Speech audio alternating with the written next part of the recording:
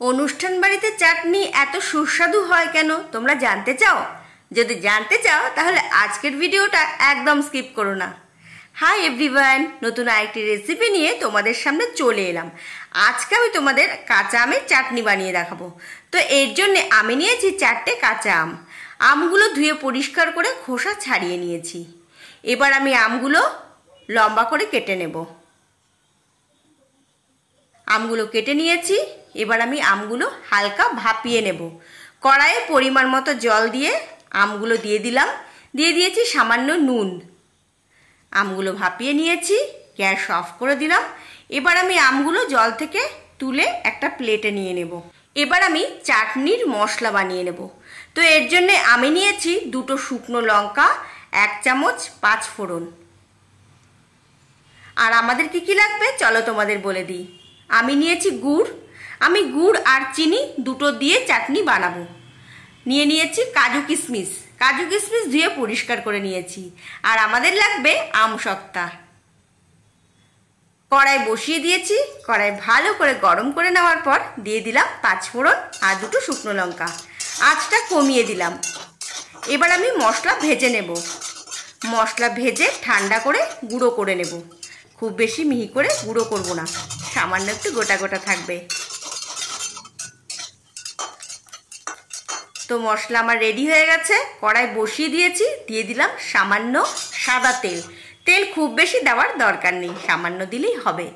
দিয়ে দেব ফোড়ন। ফোড়নে দিলাম 2টো শুকনো লঙ্কা, 1 চামচ 5 ফোড়ন। আঁচটা কমিয়ে দিলাম। যখন ফোড়ন থেকে সুগন্ধ বেরিয়ে আসবে দিয়ে দেব ভাপিয়ে নেওয়া কাঁচা আম। তোমরা কিন্তু আম বেশি সেদ্ধ করবে না, হালকা ভাপিয়ে নিলেই হবে। দিয়ে দেব 1 টিস্পুন হলুদ গুঁড়ো, স্বাদ অনুসারে নুন। কিছুক্ষণ নেড়ে চেড়ে এর মধ্যে জল দিয়ে দেব। এখন আমি গ্যাসের ফ্লেম মিডিয়াম টু লো রেখেছি। এবার আমি দিয়ে দেব গুড় আর চিনি। আমি গুড় আর চিনি দুটো দিয়ে কিন্তু চাটনিটা তৈরি করছি। তোমরা চাইলে শুধু গুড় বা শুধু চিনি দিয়েও কিন্তু চাটনি বানিয়ে নিতে পারো। দিয়ে দিলাম হাফ বাটি চিনি। দিয়ে দিয়েছি গুড়। গুড় আমি ভেঙে দিয়েছি। আঁচটা মিডিয়াম রেখেছি। যতক্ষণ না গুড় গলে আসছে এভাবে নেড়ে চেড়ে নিতে হবে। তো দেখো গুড় মোটামুটি গলে গেছে, চিনি একদম গলে গেছে। এখন আমি গ্যাসের ফ্লেম হাই রেখেছি। কিছুক্ষণের জন্যে আঁচটা বাড়ানোই থাকবে।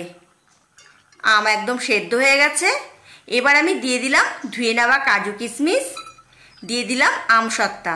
বন্ধুরা, আমসত্ত্বা রেসিপি আমার চ্যানেলে দেওয়া রয়েছে, তোমরা চাইলে কিন্তু দেখে নিতে পারো। আমি অনুষ্ঠান বাড়িতে দেখেছি ওনারা যখন চাটনি তৈরি করেন সামান্য ময়দা বা আটা জলেগুলো দিয়ে দেন। দিয়ে দিলাম সামান্য লঙ্কার গুঁড়ো। তোমরা লঙ্কার গুঁড়ো চাইলে স্কিপ করতে পারো, আমি কালারের জন্য সামান্য দিয়েছি। 1 চামচ আটা জলে গুলে নিয়েছি, এর মধ্যে দিয়ে দেব।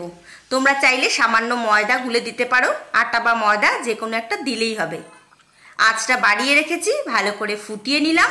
এবার আমি দিয়ে দেব ভাজা মশলা। মিশিয়ে নিলেই আমার রান্না একদম কমপ্লিট। বন্ধুরা, রেসিপিটি যদি তোমরা ফেসবুক পেজ থেকে দেখে থাকো তাহলে পেজটিকে অবশ্যই ফলো করো। আর হ্যাঁ, সাবস্ক্রাইব করতে একদম ভুলো না। তো চাটনি আমার একদম রেডি হয়ে গেছে। তাহলে চলো এবার খেয়ে দেখি।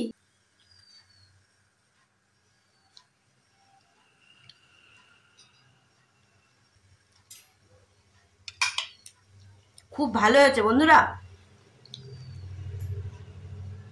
এতটাই ভালো হয়েছে আমার মনে হচ্ছে খেয়ে যাই।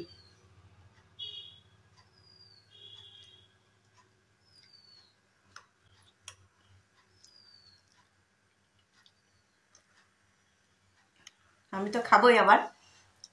তো চাটনিটা খুবই ভালো হয়েছে। আমি বলবো দেরি না করে তোমরা আজকে ট্রাই করো। আর তোমাদের কেমন লাগলো আমাকে জানাবে কমেন্ট করে। বন্ধুরা, রেসিপিটি ভালো লাগলে লাইক শেয়ার সাবস্ক্রাইব করতে একদম ভুলবে না। সবাই খুব ভালো থেকো, সুস্থ থেকো। খুব তাড়াতাড়ি তোমাদের সাথে আবার দেখা হচ্ছে নতুন কোনো এক ভিডিওতে। ততক্ষণের জন্য বাই, লাভ ইউ অল।